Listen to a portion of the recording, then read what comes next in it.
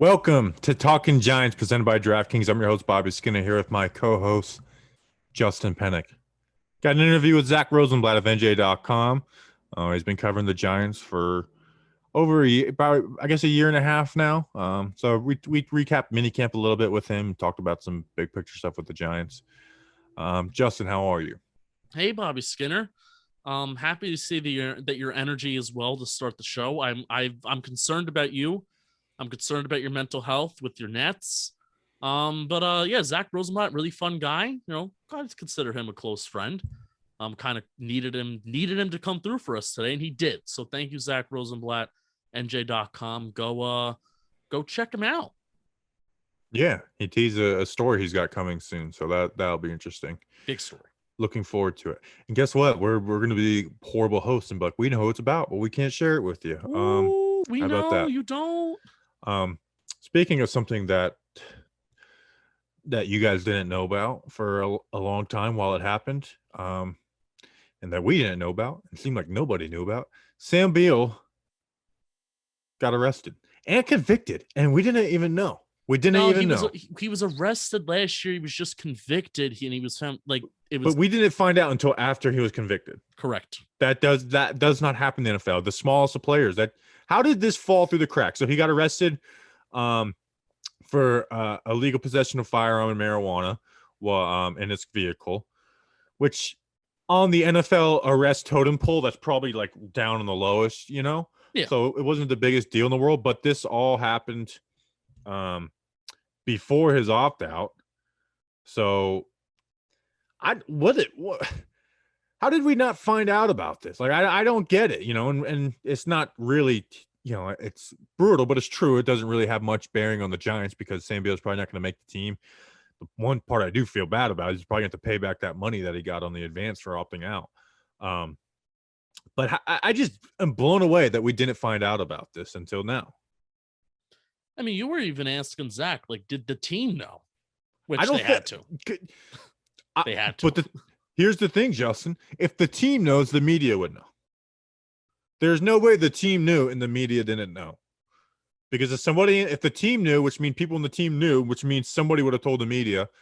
Like, I mean, that's such an inconsequential thing to get an end with them. I mean, we know how this game works. I mean, I hate how this is the first example that I'm bringing up, but the Josh Brown situation was swept under the rug, and the police. But we knew about it. But it came out later, and then the team was like, "Yes, we knew about it." So I don't know. It was weird. It was just weird that they had to. In my IMO. They had to know that Sam Beal was arrested last summer. And then how it ended up that he was able to opt out, so he was able to pocket whatever he was able to pocket. He wasn't a lock for the roster last year. He was not.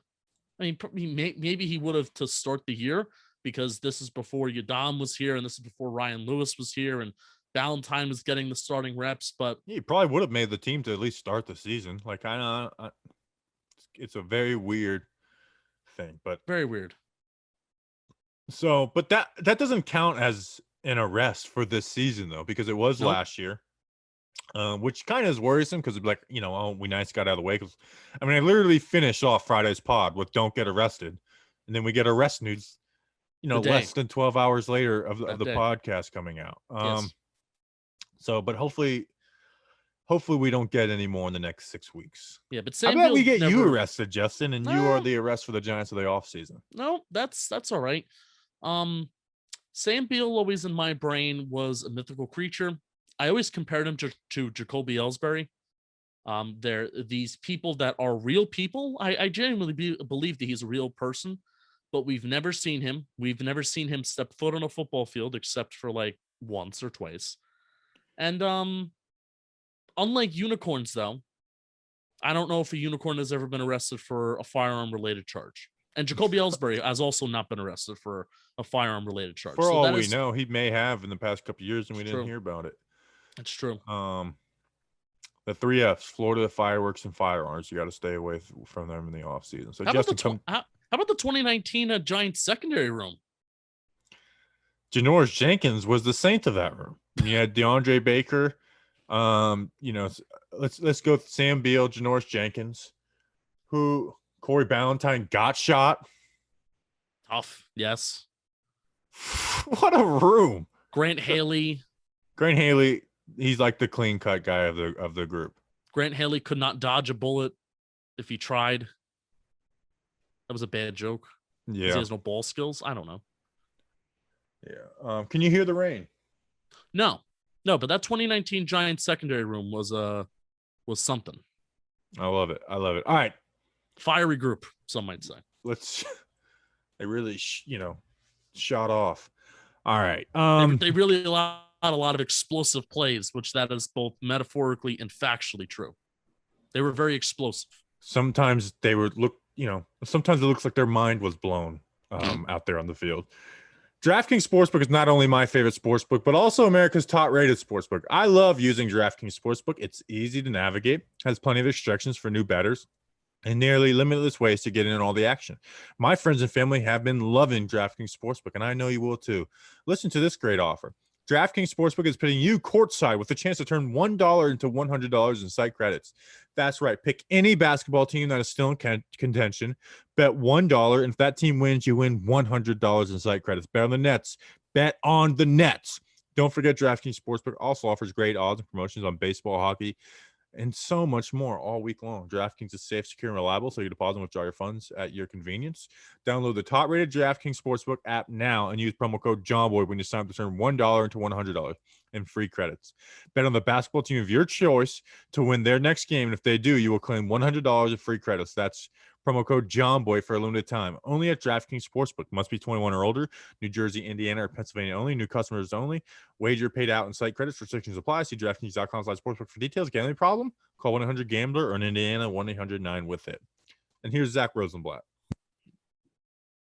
All right, welcome back to the program, and we want to welcome on NJ.com Giants beat reporter Zack Rosenblatt. Now, this is where I'm going to ask Bobby Skinner to log off and leave. His services are no longer required because the show is now going to be a Talking Mayor. A Talking Mayor of Easttown. Thank you for introducing it, Zack Rosenblatt. How are you doing today? We're gonna talk a little bit of Mayor of Easttown. I have a question for you about that, but then we'll talk about the Giants. But how are you doing first? Doing great. Basically, it's like I'm off for a summer break where we all just sign each other's yearbooks, hags, have a great summer, and that's kind of what the last day of minicamp feels like, because we have a month and a half of doing pretty much, until somebody inevitably gets I guess they did it quickly. Sam Beal did it the day after. I was going to say it's hags, and then you get a couple the group texts like, wow, did you see who went to jail over the weekend? And that's the next 6 weeks. Yeah, I was about to be like similar to sending kids away from high school, then waiting for their freshman year of college. You're hoping nobody gets arrested. Now, where are you from? Because I know you covered Philadelphia sports for a little bit, but we don't talk about that because we don't want to bring that up with Giants fans. They'll hate you forever. Yeah, finally I've moved on from that with Giants fans, it seems like, a little bit. But did you grow up in the Pennsylvania area? Yeah, I grew up in South Jersey. So South Jersey, obviously, for anybody from New Jersey, is basically Philly, whereas North Jersey is, in terms of personalities, is more like New York. So it's two different people outside of New Jersey never get that it's two different states, which is always funny to me. But so a lot of people know Mayor of Easttown, and I'm happy that my little bit of following that I've gotten a few people to start watching and they've enjoyed it. But even people that don't know my tirade, our own tirade that we've gone on social media about promoting that show. It's a fun show. You should check it out, Mayor of Easttown. But can you give me one sentence of a Delco, Montgomery County accent? Can you give me one sentence of an accent? Can you? Because I'm ready for it. I can say something. Let's go down to Wawa and get a hoagie. There you go. What is the show about? It's like a murder mystery in a small town in Philly, and it's every episode you think somebody else, one of the main characters, is the one that did it. They do a great job of making you they do a great job of making you care for each character, and then make you think oh crap, that guy might have been the one who did it or whatever. And without spoiling anything, I will say, Justin, ever since watching that show, hearing John Ross's name on the Giants has a different ring to it. Different ring to it now. Never be the same. All right, so we are here to talk about the Giants, though. Oh, okay. If this was a show I'd be interested in, I'd be like a little more enthusiastic. But I don't even know what it's You're about. not a murder mystery guy. So I'm just a big like, yeah. If I'm not interested in it, I'm not going to pretend to be. Things I am interested in though is how the hell did we not find out Sam Beal got arrested for over a year? That's a good question, honestly.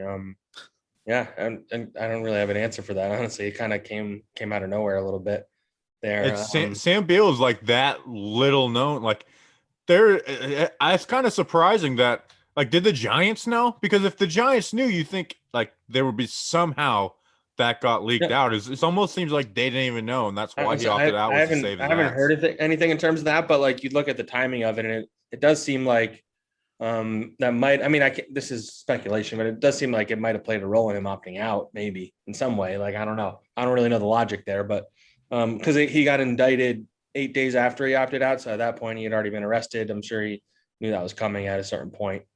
Yeah, but yeah, I mean. In an offseason that already where you saw him not show up at voluntary OTAs, what you're like, okay, that was an interesting choice.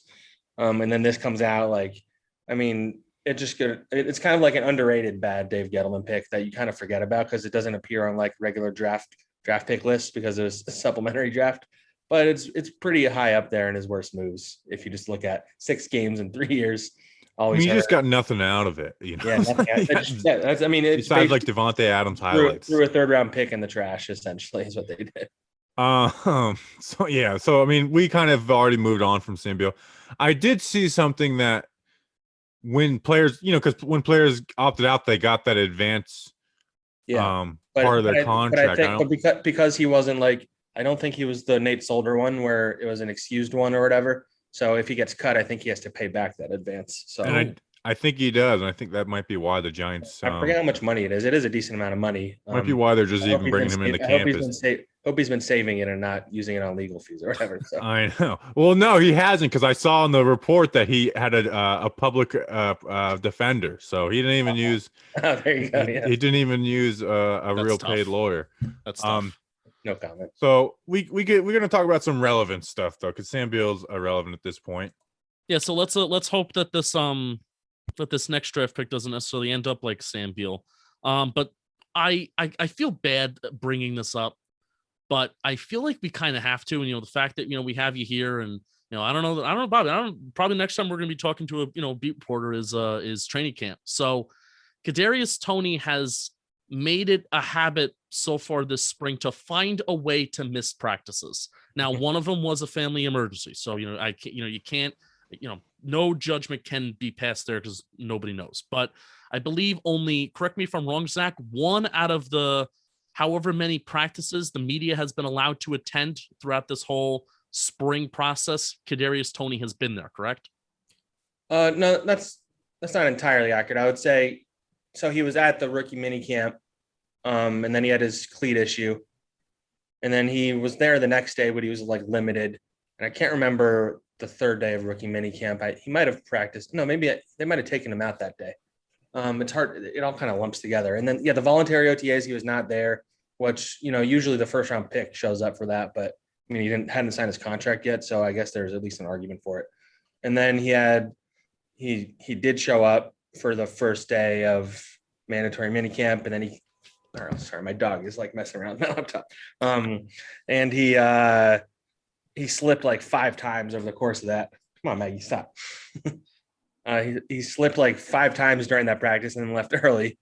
And then the next practice, he was fine. He had a pretty good practice. I thought he looked good.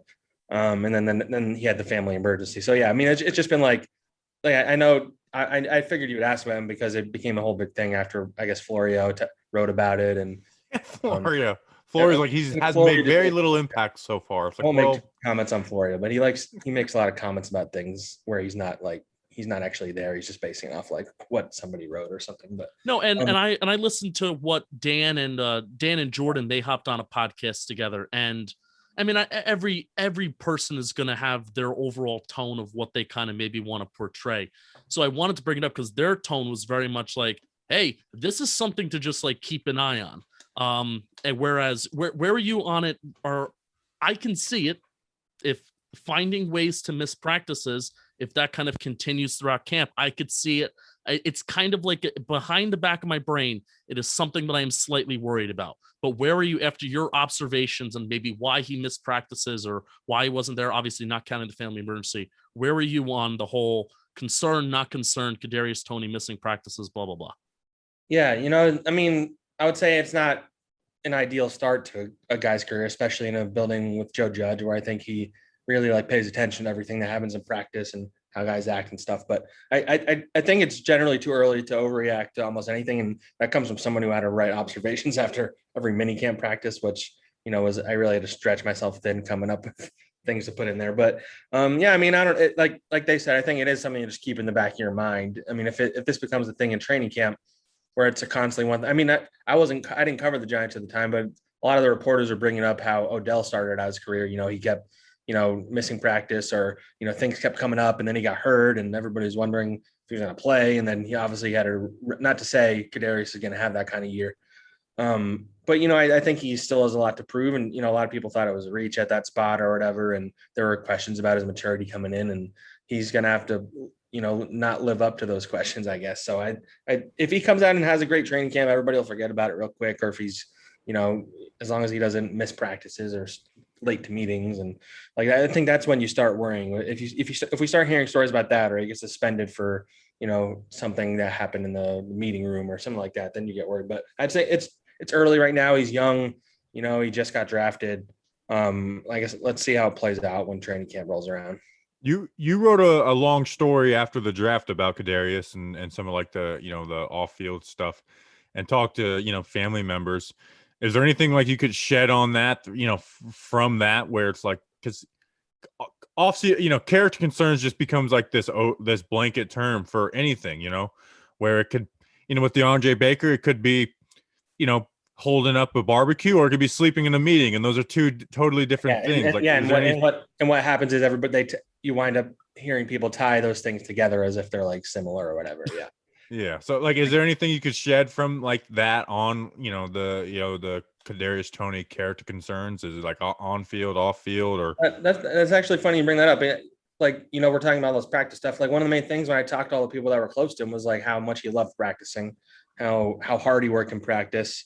So he's been banged up and he had the cleat. Like the cleat thing was ridiculous. I don't think that's an immaturity thing. He just didn't know. I don't know. It's the right size shoe, I guess. Maybe he had people do that for him in the past. I don't know. That was the weirdest thing that had happened so far. But yeah, I mean, everything you like. Again, obviously there were some. There's some stuff that happened in his background where he. I don't want to go too much into the weeds, but I mean, it's in the story I wrote, and you can find it online pretty easily about all the stuff that happened at Florida. His family and the people close to him insist that it was overblown. He knows where he made mistakes, and he learned from them. And if you look back at Florida, those were the only times that was the only time he got in trouble in his whole time at Florida. So but yeah, I mean, the thing about practice is what sticks out. His coaches always said that he was always the hardest working guy in practice, which I'm sure Joe Judge heard that too, and his ears perked up. For sure. So to move away from Kadarius Toney, something that, maybe you guys can observe from minicamp and we really didn't hear much about is, how is the Jason Garrett, Freddie Kitchens dynamic? And I guess that's an indirect way of like, what is Freddie Kitchens doing now? Does he see like, working with Jones, or, how is that dynamic and what did it look like from the balcony where you guys are sitting? Yeah, I think that's another thing that I think it's still a little early to judge. I am very interested to see how that plays out, because it does seem like they promoted Freddie Kitchens, where I wasn't sure like what the new job title was going to mean. And it seems like Joe Judge really does value his voice and his opinion. And, you hear rumblings about how involved he's going to be in the structure of the offense. I don't know how Jason Garrett feels about that. They obviously need to do something different. The one question I have is that, they have so many cooks in the kitchen now on offense, especially in the offensive line. I think the original idea was he was going to help a lot on the offensive line, but it seems like he's going to be involved with the schemes and play calling, and if not calling plays, like helping out with Jason Garrett, like coming up with the game plan and stuff. Yeah, I don't know. It's something I'm going to definitely be keeping an eye on when training camp rolls around. I think he was pretty involved. Jason Garrett was still running things, but I don't know. I'm interested to see what their dynamic is between those two, because Freddie has a background with Joe Judge, whereas Jason obviously doesn't. You guys have talked plenty about that, I'm sure. And Jason Garrett's on the hot seat, and the obvious replacement is sitting right there. Like, you don't ever like having that guy over your shoulder. We saw what Mark Colombo thought about having the guy over your shoulder, and that's Jason Garrett's buddy. So, yeah, I'm that's definitely gonna be one of the main storylines in training camp. Where did Judge seem to spend the most time, or was he truly like spending this time? He really was bouncing around. I saw he did. I mean, yeah, you kind of saw him. That's kind of his thing. He's good at like spreading it all around. You know where he is because you start hearing him get mad about something. And I would notice that more with the offense, I would say. But that's also because we were closer to it. Like, that's why it's so hard for me to answer, because the offense was like, I mean, they often were on like the far field, so we couldn't see almost anything for most of practice. And when they were close, it was usually the offense that was close to us, whereas like the defensive linemen and the outside linebackers were all in the far field, and the offensive line, a lot of times we couldn't even really see that well. So once we get to training camp, I think we're able to move around a little more, I hope. I don't know what the restrictions will still be, but yeah, I think Joe Judge, he really does spread himself around a lot. I mean, I'm sure in the fall we'll see him, working with, there's a lot of like young receivers and stuff like that. So I'm sure he'll work a lot with those guys. Speaking of a young receiver, a name that was just brought up a lot, and this is one of my favorite parts about having you guys get access to camp and stuff like that, and workouts, whatever, is that names that we don't hear a lot about, they get floated around. And David Sills is one of the guys that got floated around. Now, this is OTAs is a glorifying passing camp. There's no live contact. But talk to me a little about David Sills. Was he taking first team reps? Even headed back to last year. What are some thoughts maybe the coaching staff had? And is this a name we should kind of keep an eye out for? Yeah, I think he had a good chance of making the team last year before he got hurt. And I think he had COVID at one point also during training camp. I think he's close with Daniel Jones. I think you see them working out together a lot. They like his size. He had a really good training camp last year. He's been a pretty good training camp player. I would say he's a candidate to push for that like fifth, or if they keep six receivers. I think he did get some first team reps. I don't know. I know everybody was, overreacting the whole Kadarius Toney's with the second team thing. I think that probably had more to do with Sills. Everyone, just Mike Florio. Yeah. Yeah. Okay. Touche. I mean, he started everyone freaking out about it, I guess. But Sills, I think he got some first team reps. I think Pettis at some points did. John Ross was kind of banged up, and so it was hard to get a read on him. But yeah, I think Sills is a guy to definitely keep an eye on. I think he would be in the cluster of guys that are fighting for that wide receiver 5 spot, like him, John Ross, Dante Pettis, maybe Austin Mack, guys like that. Now, I know you've been like, it was hard to see through minicamp, but it's like I just got to keep asking these questions about how these dynamics are working. The offensive line, you mentioned it's a crowded room with the coaches, where you've got, Rob Sale, the main guy, Flats, and then Wilkerson. Obviously, Sale's the main guy. Any read on what Flats is doing out there? Is he like, is there any way? I know everyone said they were the furthest away from you guys, but it was like, do you have any read or anything, maybe even night for practice, from what Flats exactly will be doing? I don't yet. My impression would be that he's going to be like just someone that Rob Sale can lean on. I don't know how much he'll be involved in like the day-to-day like practices and all that stuff, but he's obviously a very valuable voice to have around that the Giants organization really respects. And, Wilkerson's there too. I think he really gets involved during practice. It does seem like it's Rob Sale's show, and it seems like those guys do like him in the early going, and they really liked Mark Colombo in the early going too. So you never know, but. And they didn't really like Googe either. Is what? Yeah. Googe. So I don't know. That's something that's going to be very interesting, because if anything, that's where they have the most cooks in the kitchen, so to speak. So, but yeah, I think they are pretty high in Rob Sale's ability as a coach. It seems like he's pretty well liked around the league for what he did at Louisiana and stuff. So, I'm curious to see if that works out, because obviously, as you guys know, the offensive line is probably the biggest question mark they have if you don't count Daniel Jones. So, right. So. I didn't have planned this question, but Googe reminded me when supposedly he yelled he was going to kill somebody. Anything new on that case that, you broke the news on I can't even remember the names at this point, can you tell us about I'm just going to give you the open answer. Like, what the hell happened with all that? Well, so it's all alleged because it was just a guy suing the Giants. I think his name was David Maltese. He was like a long time video, I forget the exact title, video manager or whatever. And he was just like alleging a workplace violence and intimidation or whatever. I won't go too in the weeds, but what you're referencing is that in the lawsuit, he claimed that back in 2004, Dave DeGuglielmo's first go around with the team, that at some point, I think it was like during a practice or in a meeting room or something, he threatened to kill him and shoved him into a table or something like that. Which I imagine, I wonder if that came up when Joe Judge is bringing him back. I don't know, but I mean, it's all alleged. The Giants say they're going to fight it, that kind of stuff. I'm not a lawyer. Maybe they'll settle it. Maybe they'll fight it. I don't know. I'll be keeping an eye on it certainly, but yeah, it's all those details you can find, I think, the lawsuits in like the story I wrote about. What do you think the appropriate reaction to that was? The people who are like, this is very bad for the Giants and a black eye, or my reaction of like, hell yeah, we're inciting a culture of violence within the Giants? I don't know if I have a good answer for that, to be honest. You just report the things that have been told to you. It's wild though. I was flabbergasted. Whereas I didn't know how to react.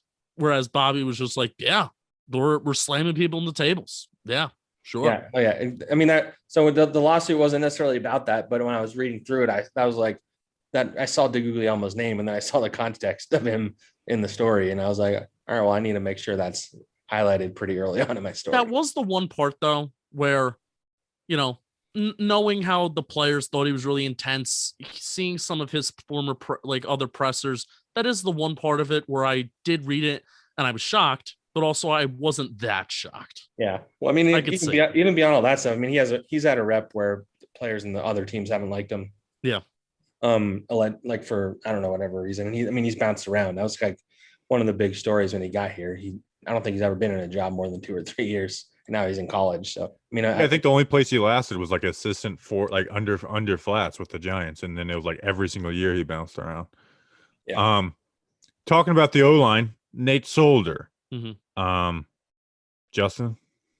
Yeah. So obviously there's not much. I'm not going to ask how Nate Solder's performing, but simply we know the starting five for the offensive line for the Giants, left to right. But if there's one guy that's kind of worthy of keeping an eye on, it's Nate Solder. So where have they been putting Nate Solder? Has he solely been taking some reps away from Andrew Thomas? Maybe as he eases back from that foot injury, is he on the right side with the second unit or on the left side with the second unit? So where has he been so far?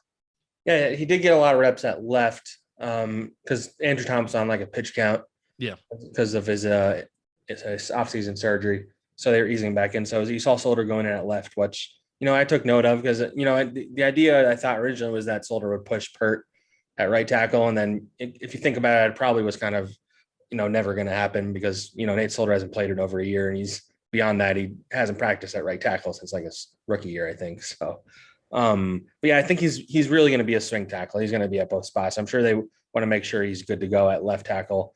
They need to get him back in playing shape. So I imagine a lot of it has to do with just getting him comfortable and then they'll work back. He even admitted that he's still got a ways to go. I mean, he didn't play for an entire year and he was away from the team. I even asked him about this because it's kind of crazy to think about like how much different everything looks from when he last played in a game. Like I think all 4 of his offensive linemen are different if you factor in Will Hernandez moving to a different spot. They've been through 3 offensive line coaches since he left. And I mean, different head coach, like it's just like a whole different thing. So, I mean, he took a huge pay cut. So he clearly wants to be a part of the Giants still. Yeah. But I still think you hope that you don't have to play him this year, I would say. Yeah. If Nate Solder's playing, that's like my biggest, that's my worst case scenario for this offensive line. That means Matt Peart's not good at all. That either means Pert or Thomas got hurt or that Pert is not good. Yes. So it's not good. Speaking of things that are good, we were just talking about things that aren't good, but I'm trying to transitions. All right. This is why we get paid the big bucks. Something that I really loved from this kind of OTAs in this spring was just the energy around certain guys, not named Jason Garrett because he has such boring pressers. He's nice, but he's so boring. And I And I heard Dan and Jordan were getting mad that they only give you guys like 3 minutes with them. Yeah. But everybody else, Yeah. but everybody else, there is a very unique and fun energy around this team right now.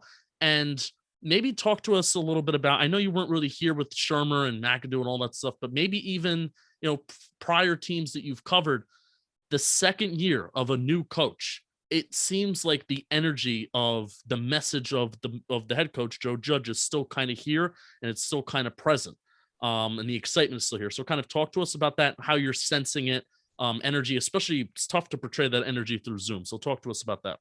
Yeah, I would say the biggest difference this year and last year is that we didn't even have this time of the year for, interviews and them seeing them on the field. And so if they're like that, so last year they were kind of like running blind, they were on Zoom the entire spring, and then they didn't even get on the field with each other until training camp. And there's no, you guys know all that crap that has been repeated, but so they went through that first year, and by the end of the year, you saw them really coming together as a team with the chemistry and just believing in Joe Judge's message. And so now you carry that over into this year. They spent all this money on all these guys. Like there's definitely like there definitely is a different vibe around the team. Whereas last year, nobody knew what to expect. Joe Judge, at this point last year, we knew who Joe Judge was, but we didn't know like what his team was going to look like. There's a lot of questions about, everything. And now, there's a lot of excitement. You got Saquon on working his way back. And yeah, I don't know. It feels like they feel like they're ready to make the jump. Whether they actually are, we'll find out, obviously. But you definitely feel like Joe Judge's culture has kind of taken hold for sure. Have you been given any specific indication that you're going to be in person for training camp or not even for training camp, but even just this season? Are you going to be back in the locker room this season? Have you been given any direction as to kind of getting back to what we view as normal for this season? It seems like their NFL is going to try and avoid doing the locker room at all costs. Wow. Which is unfortunate, but I know that, the Pro Football Writers Association is really fighting for what they can. But, when you don't, I think I forget what the number was, but like something like less than half the league is vaccinated or the players are vaccinated. And, even if like, most of the media is, I know the press box, if you want to be in the press box, you have to be vaccinated, I think is going to be the case. So like us being vaccinated, I guess in theory, doesn't matter to them if the players aren't, if like we're talking to players that aren't. And so then you deal with the whole thing of, if, I don't know, if they're not giving us a player if they're giving us a player who is vaccinated and then they say a certain player can't talk to us, that then we could surmise that he's not vaccinated. And I think they want that being as much of a secret as they can. And so last year it was all about when are we going to be able to go back there? When are the fans going to come back? Now the whole conversation and the weirdness is about like the vaccinations and who is and who isn't vaccinated. And so that part, so I think we're going to be in person. We'll be in person at training camp. The stadium is going to be full, which I'm really excited about. I know you guys are too. I'll be at all the games. I'm going to be going back on the road games, which I'm excited about. I miss not traveling and sitting at home and watching on my TV was weird. But yeah, I'm looking forward to some sense of normalcy. Hopefully, they do something. If it's not in the locker room, then we get them, maybe they pull some guys out and we get some kind of like socially distanced interview situation. But yeah, no locker rooms is my guess. I hope this is the last year of that. I mean, we'll see how long the NFL pushes to keep it going this way. I mean, as I've told you guys, like we get a lot of our stories, like talking to those guys and getting to know them in the locker room. And you guys know the stories I like to write, and not being able to see those guys I wrote about in person at all is just very strange for me, where I can't go up to them and like thank them for letting me do the story and all that stuff. But yeah, so I would say no locker rooms probably, but hopefully something changes. So you mentioned going on the road again. When will you be flying into Tampa for the Monday night game? I'll probably fly in. I think I booked my flight already. I think I'll be there Sunday to Tuesday kind of thing. What do you want to do?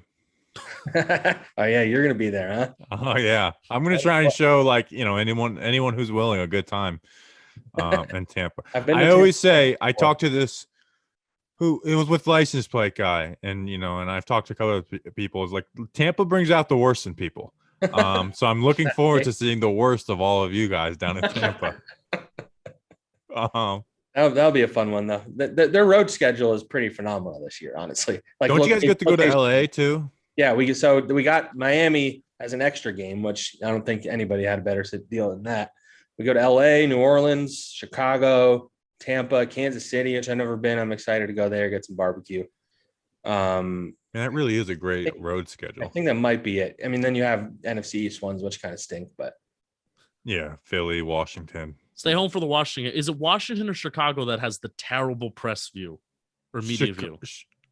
The Chicago one was actually fine. I've been there a couple of times. I think it's okay. Washington. Washington Yeah, has Washington's probably the worst stadium in the sport. Honestly. Chicago's all 22 view for their film is miserable. Like I have a friend who covers the Bears and he does the all 22 stuff, and it's like, I don't know how you do this 8 times a year. I'd say New Orleans is the one where the city is amazing, but I hate that stadium with like a passion. It's just like very old, and we're like in the nosebleeds, like in the stands. So it's hard. I mean, that stadium's really loud, so it's hard to hear in there.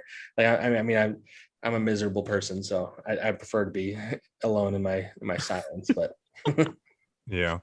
Well, you and Snacks have in common. I've never heard anybody say I'm a miserable person besides that human being.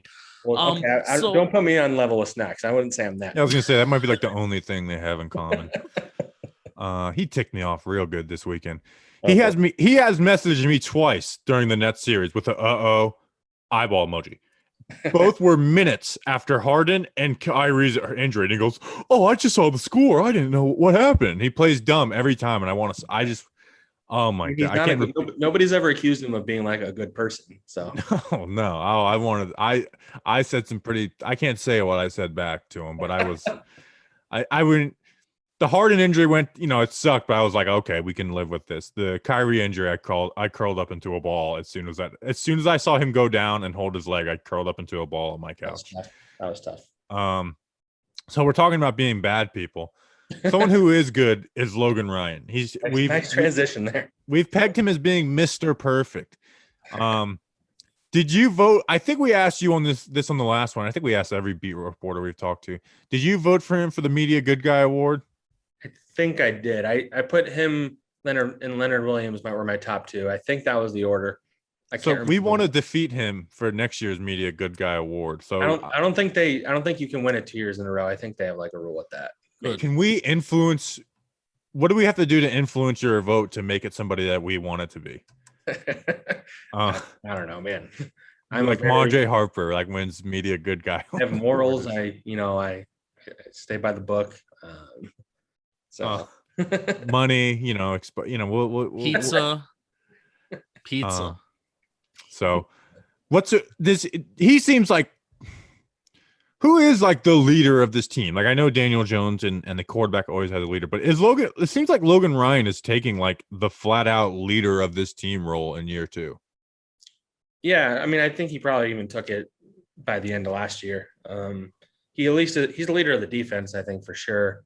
Guys like, Jabril Peppers probably is a leader too, but yeah, Logan he's pretty involved with everything. He set up that thing down in Florida.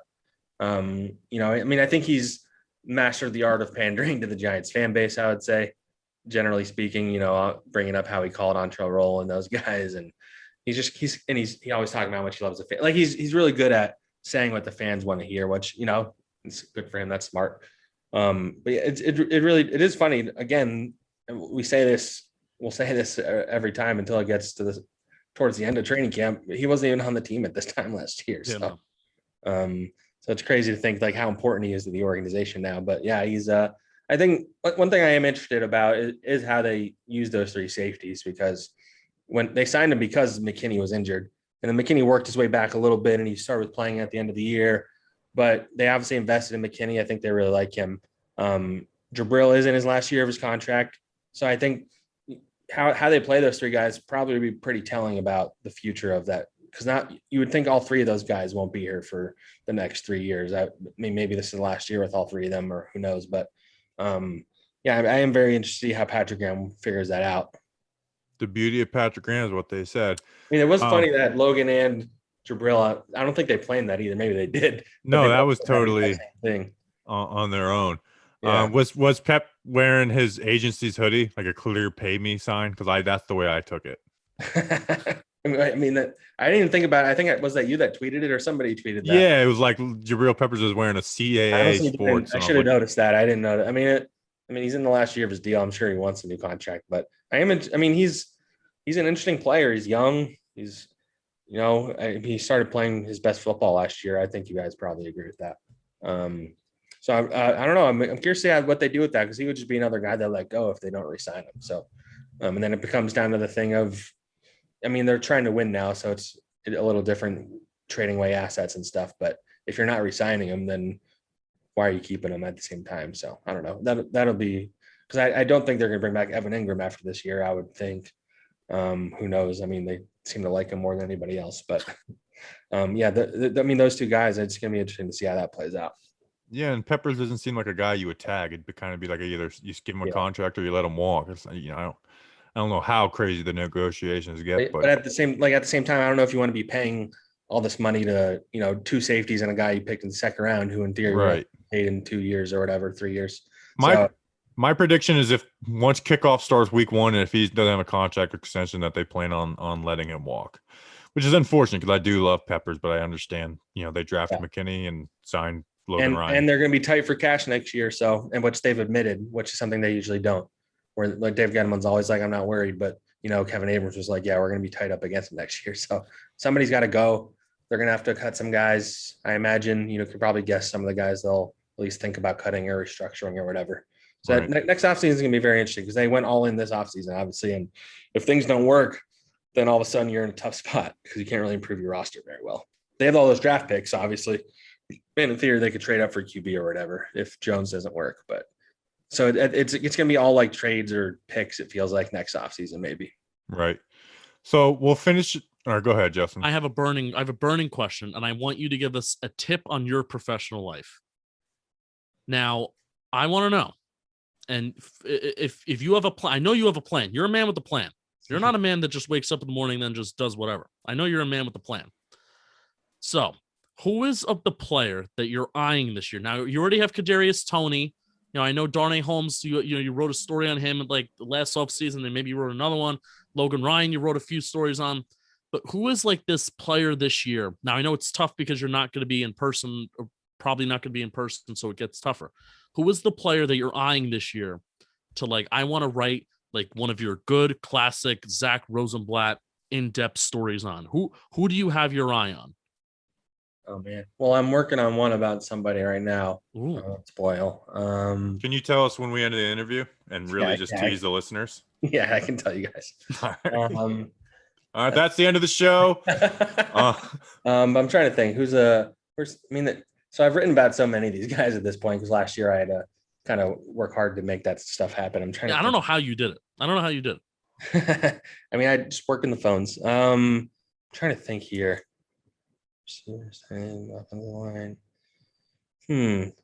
God, they do have a lot of interesting guys. Dexter Lawrence, I'm intrigued by. He's like, I don't know that much about him, and in theory, he should kind of break out this year. I think they kind of need him too. He's my breakout candidate for this year. Like, he's been good, but like he's my candidate for like year 3. Like, and especially as a guy who's kind of flying under the radar, even among Giants fans, I feel like they kind of don't really talk about him that much. He's a guy that I'm intrigued by. Saquon making his comeback and all that stuff. I think everything possible is written about Saquon at this point of his life. Got to find something interesting there.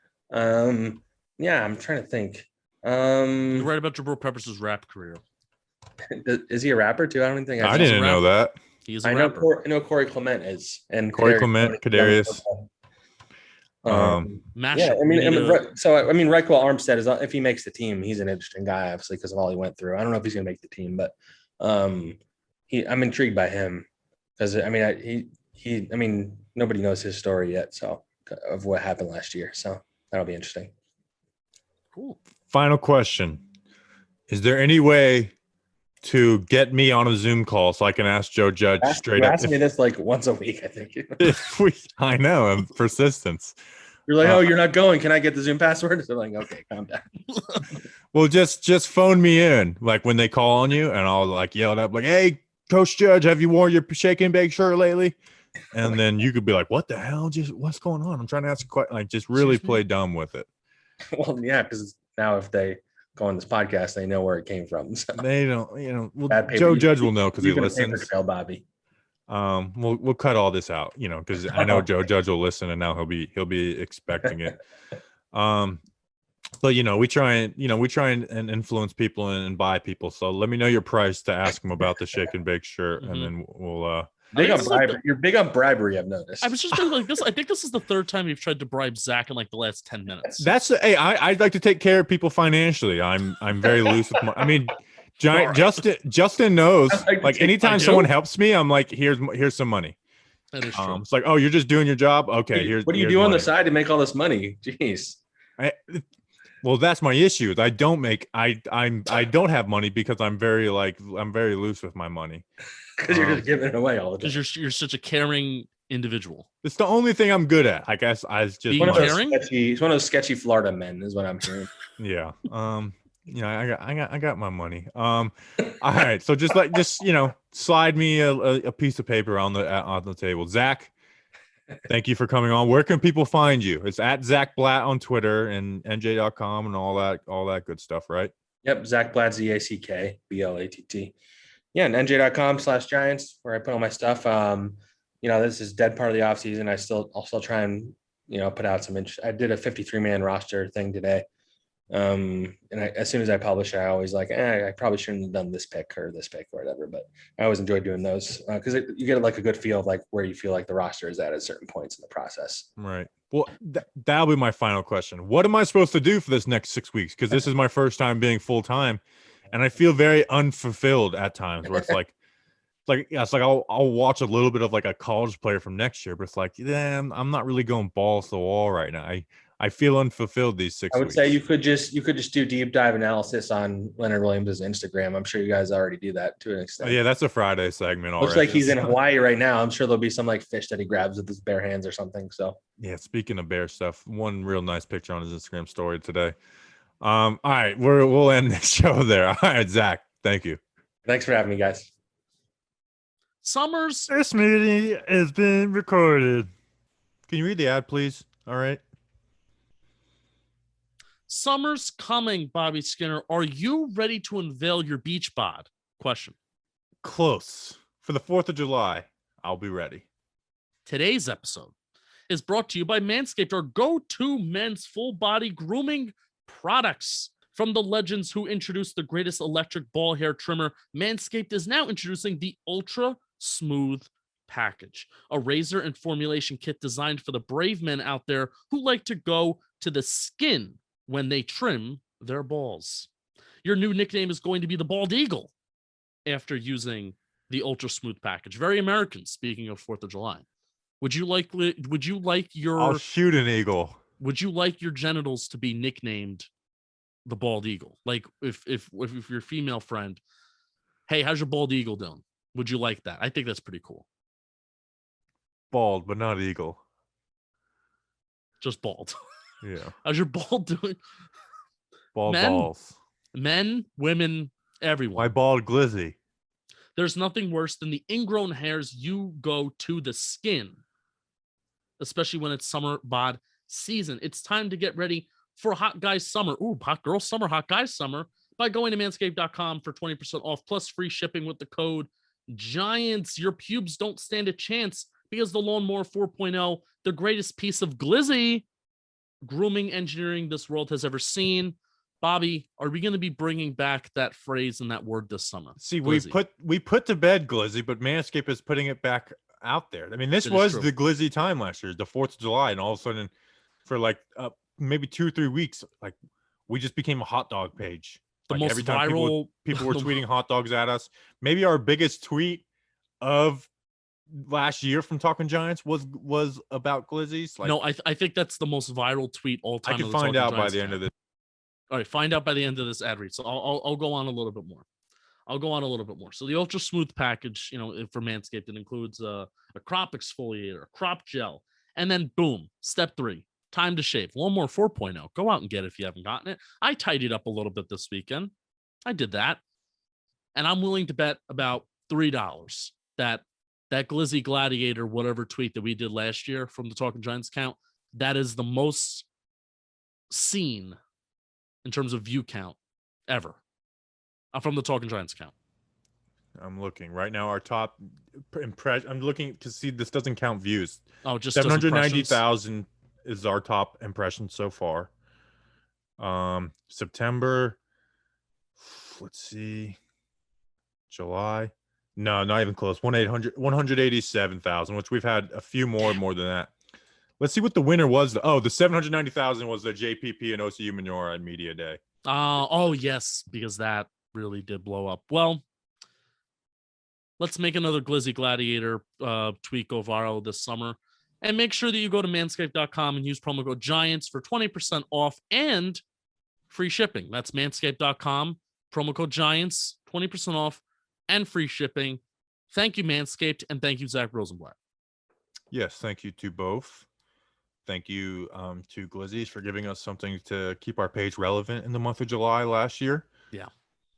Which, by the way, I'm really looking forward to our 4th of July mailbag episode, which is coming up soon in our vacation week, which I think is going to be a lot of fun this year. Hopefully we'll get some good questions in there. Which get your you know what? Since we're ending the show right now, we have nothing left to talk about. We can say that right now. Start thinking of your 4th of July mailbag questions for us. What it is every year, the episode before the 4th of July, we always take the week of the 4th of July off as a vacation. But like, for example, the 4th is on a Sunday this year. So our Friday episode will be a 4th of July mailbag where it's myself, Justin, and Danny. And you guys can ask any questions, but they cannot be like Giants related. There can be like, hey, what Giant do you think is, like the most fun at a 4th of July? Like you can ask some stuff that relates to the Giants, but nothing like regular Giants talk, like no real like state of the team questions. And you can ask myself. I went back and listened to it a couple months ago. All things Giants. It'll be interesting if we get this question one. Is like, what do we all like and dislike about each other the most? That brought some very real conversations, and I think it honestly brought it has been things that all of us have tried to work on and getting better at on the things where we said we got worse. Because I used to really just go at you hard in episodes and just like bite back nonstop. And now it's like, you know what? You don't got to make a snarky comment to everything. Now you just don't listen to me. You say that what happens is sometimes I'm researching stuff in the middle of my talking. So you yell at me when I research things in the middle of the show. I yell at you when you research things that didn't need to be researched mid-show. That's true. So get your questions ready for that. Think of them, and we'll put out, I guess, in a week or two or so. I mean, we got a lot of stuff coming up in the next couple weeks before then. But anyways, we appreciate you guys. We'll be back on speaking of mailbag, we're gonna have a regular mailbag on Friday. We're doing one once a month in the off season. It's been a month since our last one, so we're having a regular mailbag out. So Thursday, watch out for the tweet for our mailbag question. But until then, we appreciate you guys. We'll see you on Friday for the mailbag episode. Until then, let's go Big Blue.